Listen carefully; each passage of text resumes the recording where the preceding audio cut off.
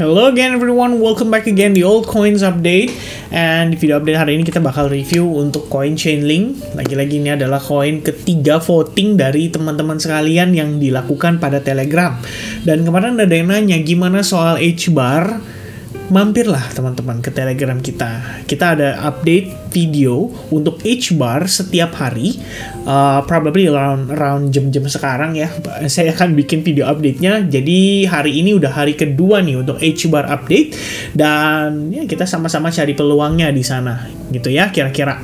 And kemarin kita udah bahas soal Dogecoin berbarengan dengan update Bitcoin. Dan hari ini kita bakal bahas fokus untuk Chainlink. So make sure teman-teman follow dari awal sampai selesai. Ya, mudah-mudahan informasinya bisa nyantol dan bisa dapat referensi analysis juga. Alright, so starting from time frame weekly kali ya untuk Chainlink di sini. Sebenarnya Chainlink ini saya lihatnya adalah salah satu koin yang menarik sekali.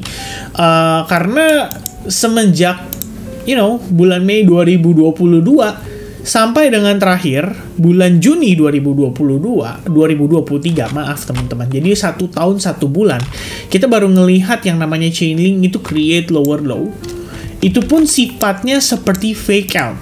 Ya, jadi kalau teman-teman mungkin pernah belajar dengan istilah liquidity sweep atau fake out, ini jatuhnya seperti fake out. Ya, jadi ketika kita ngelihat si harganya turun di bawah daripada si low sebelumnya, itu prosesnya cuma sebentar. Jadi kelihatan seperti seakan-akan harga tuh cuma turun buat ngehabisin posisi buy atau posisi sell short yang mungkin di-triggernya kalau misalkan dengan kondisi break terhadap previous support. Begitu masuk, langsung diambil alih sama para bigger players ya. Ibaratnya kayak diserok sama mereka dan harganya langsung recovery dalam hitungan 1 atau 2 candle saja pada time frame weekly. Jadi kita ngelihatnya Chainlink ini masih di dalam sebuah range terbatas. Akumulasi antara $8,5 dan bawahnya itu sebenarnya ada di kisaran 5,4 sampai $5 lebih kurangnya. Nah, saya lihatnya di sini Chainlink adalah koin untuk kita bisa bilang ya salah satu koin spot yang menurut saya cukup menarik sih untuk dipegang karena proses akumulasi yang terjadi di sini tuh bener-bener sangat paten ya. Kita bisa lihat selama 1 tahun penuh harga Chainlink tuh nggak naik tinggi tapi juga nggak turun di bawah level $5. Jadi jelas banget di sini kelihatan ada sebuah entitas atau sebuah ya bigger players atau whales atau ya pokoknya teman-teman bebas ya nyebut apa saja namanya, yang pasti kelihatan banget kalau mereka tuh sedang berusaha untuk mempertahankan area level tersebut ya, memastikan harga itu untuk tidak turun lebih signifikan di bawah $5. Karena ketika yang lain sudah create lower low, yang lain sudah struggling berusaha untuk mempertahankan momentumnya. Misalnya contoh kalau teman-teman cek di sini BNB deh ya, kita ngelihat harga akhirnya sudah mencapai level support paling major loh. Ini adalah level yang sangat paling krusial untuk BNB. Kemudian kita punya FTM, sama di sini dia juga sudah ke bawah lagi. Kemudian kita punya Optimism ya, Optimism masih optimis lah ya teman-teman sekalian. H-bar juga masih optimis. PP di sini udah kembali ke bawah. Kemudian ASTR, Fed dan masih banyak lagi ya. Mungkin injektif di sini masih optimis teman-teman. Tapi overallnya Chainlink kita cuma lihat dia konsolidasi aja. Dan perlu teman-teman ingat, bigger players itu nggak mungkin mengumumkan di publik bahwa, guys, ayo saya pengen beli banyak nih dari kalian, tolong dong jual ke saya sebanyak mungkin yang kalian bisa. Yang mereka lakukan adalah cicil beli, pelan-pelan, supaya kita para retail itu nggak notice. Makanya every time harga kalau posisi lagi dalam keadaan konsolidasi itu biasanya orang-orang nggak tertarik. Tapi begitu harganya meletus tiang panjang hijau kayak Bitcoin Cash kemarin misalnya, orang baru interested. Padahal contoh teman-teman cek di Bitcoin Cash sebelum dia rally itu ada proses konsolidasi juga loh. Dan ternyata lumayan panjang setelah saya cek karena dia dari bulan Juni ketemu low-nya itu adalah di bulan Juni lagi. 1 tahun penuh dia konsolidasi hanya flat di sini. Orang nggak akan tertarik.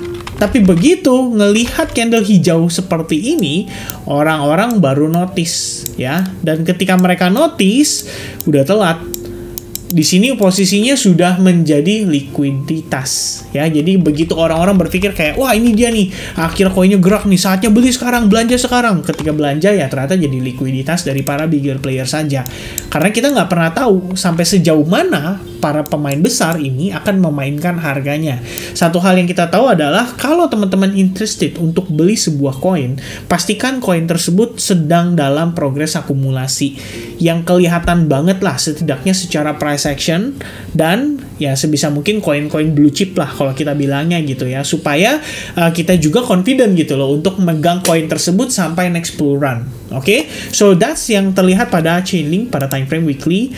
Sementara di daily sendiri, dengan progres hari ini kelihatannya kan dia bisa closing di bawah nih teman-teman sekalian ya. Sebenarnya tadi kita sempat notice ada sebuah peluang menarik untuk di follow up pada Chainlink kalau misalkan dia berhasil breakout aja ya. Jadi saya sempat sampaikan nih ke teman-teman di Advance Group ya. Kita waktu lagi live streaming sekitar jam berapa tadi? Sekitar jam 7-an ya, kita ada sempat ngadain live streaming. Simple, kita ngelihat ya tuh dari live streaming, looking for long entry untuk mengejar koreksinya, karena kita ngelihat di atas ada level fair value gap yang mungkin saja kalau keisi itu bisa men-trigger sellers untuk masuk kembali. Jadi high risk karena kontra dengan tren besar. Itu pertama teman-teman. Lalu kita sampaikan Chainlink tidak ada break, tidak ada entry. Sesimpel itu ya. Jadi kalau kalian lihat di sini ya, secara setupnya lebih kurang adalah ekspektasi dia break dulu dari resistance di $6.25, pullback, retest di sana, baru kemudian decide untuk entry atau tidak ya. Masalahnya adalah kalau nggak ada breakout, kita nggak perlu maksain untuk entry ya, lebih kurangnya seperti itu. Jadi kalau kita ngelihat progresnya Chainlink saat ini, sayang sekali kita tidak melihat adanya breakout itu ya. Bisa jadi nggak sih kalau progres ini tuh mungkin seperti menjadi divergence dan lain sebagainya, karena kalau kita lihat RSI-nya nanti kan ini dia turun ya, mungkin dia ketahan di sini, divergence terbentuk ya kan, higher low pada RSI-nya, tapi pada si price action-nya menunjukkan nanti adanya lower low. Ya sangat possible hal itu bisa terjadi karena kondisi saat ini saya cukup yakin juga diiringi dengan oversold. Ya minimal kalau kalian lihat RSI-nya, ini RSI-nya tuh udah di bawah indeks 30 yang artinya sudah extremely oversold. Ya, apakah di sini kita akan melihat dia bullish kembali atau rebound? Ya, buat saya daripada kita mencoba untuk menebak-nebak ya. Kayaknya di sini nih, kayaknya di sini nih. Sebaiknya teman-teman coba untuk belajar reacting the market. Jadi begitu marketnya ngasih reaction ke kita, kita juga baru berusaha untuk reacting the market ya. Berpikir bahwa oke, kalau Wells kasih tahu saya ya melalui price action, saya juga akan ikut. Kalau Wells tidak masuk, saya tidak akan masuk. Lebih kurangnya seperti itu. Nah, jadi kalau kita lihat saat ini time frame daily, Anda perlu perhatikan di sini, kita sebenarnya berada di dalam sebuah area major support resistance.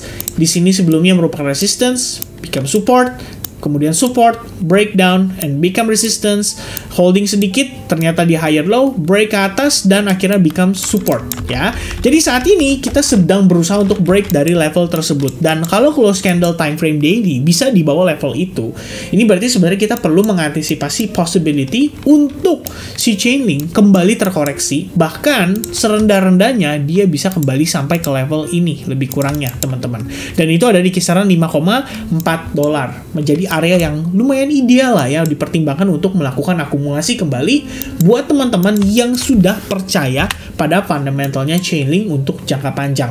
Kira-kira seperti itu idenya teman-teman. So, dengan melihat progresnya saat ini, technically dia sudah create new low level. Ya, karena secara body candle pada time frame 1 jam tuh sudah close. Itu pertama.